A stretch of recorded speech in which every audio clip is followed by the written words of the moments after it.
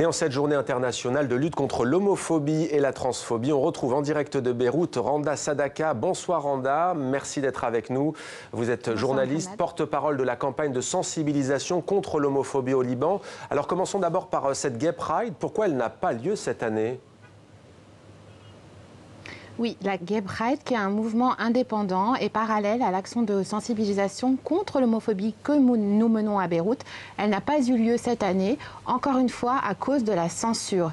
C'est une façon de prendre, si vous voulez, le pouls, la réalité du pays. Comme vous le savez si bien, dernièrement nous avons eu des élections législatives à Beyrouth, avant ça le vote du budget et la conférence de soutien au Liban, Cèdre Paris. Et qu'est-ce qui se passe après tout ça? Rien ne change et nous sommes toujours victimes de la censure exécutés par la Sûreté générale au Liban.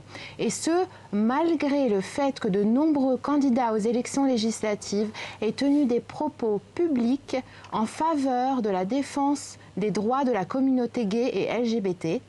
Et malheureusement, de nombreux plateaux de télévision reçoivent très souvent des invités produisant des contre-vérités sur l'homosexualité. C'est pour cela que la Gay Pride a été annulée à Beyrouth. Et c'est pour cela que nous sommes victimes de la censure et que nous reportons notre campagne de sensibilisation qui devait avoir lieu en juin. Nous la reportons à septembre 2018. Et vous dites censure parce qu'en effet, la sécurité générale libanaise a décidé d'interdire la diffusion d'une série de panneaux publicitaires destinés à votre campagne. Est-ce que vous pouvez nous préciser quel est le but de cette campagne ? Absolument. Cette campagne, en fait, contre l'homophobie au Liban, organisée par le Trust Agnès Varys, le Trust de bienfaisance aux États-Unis et l'organisation Lebmaj, qui est une association libanaise enregistrée depuis 2014 qui milite pour la santé sexuelle de tous, notamment pour les minorités gays. Donc cette campagne vise à sensibiliser le public sur l'homosexualité au Liban et un drame qui se passe, des tentatives de conversion d'homosexuels vers l'hétérosexualité. Donc c'est une campagne de sensibilisation sur les droits des homosexuels au Liban. Il est notamment question de ces cliniques. Racontez-nous comment ça se passe. On voit ça au Liban, mais pas seulement. C'est en fait de soigner, entre guillemets, de penser pouvoir soigner un homosexuel, par exemple, en lui administrant quoi? De la testostérone, en lui donnant du Viagra?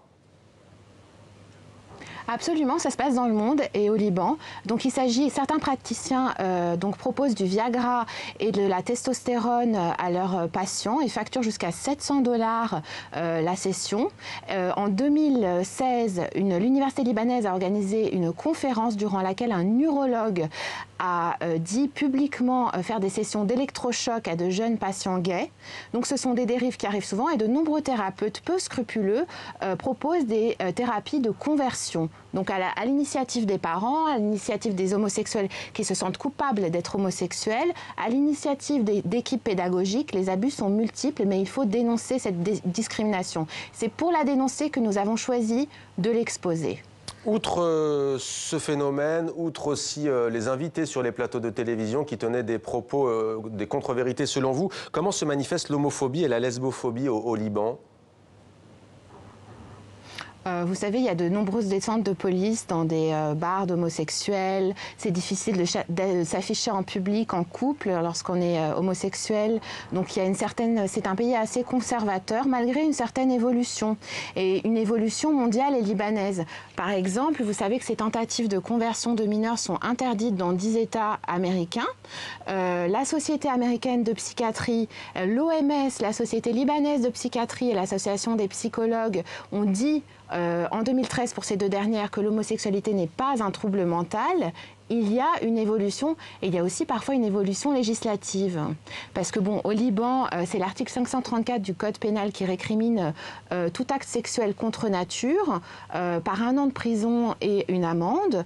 Mais en 2016, un magistrat libanais a décidé en fait que l'homosexualité ne pouvait pas s'appliquer à cet article et donc a relaxé un prévenu. C'était vraiment pas une jurisprudence. Ce jugement n'a pas fait jurisprudence. Il y a de nombreux magistrats homophobes au Liban et dans le monde, mais on constate quand même une évolution. Merci beaucoup Randa Sadaka. On terminera par cette note positive. Donc une évolution au Liban en matière de défense des minorités sexuelles.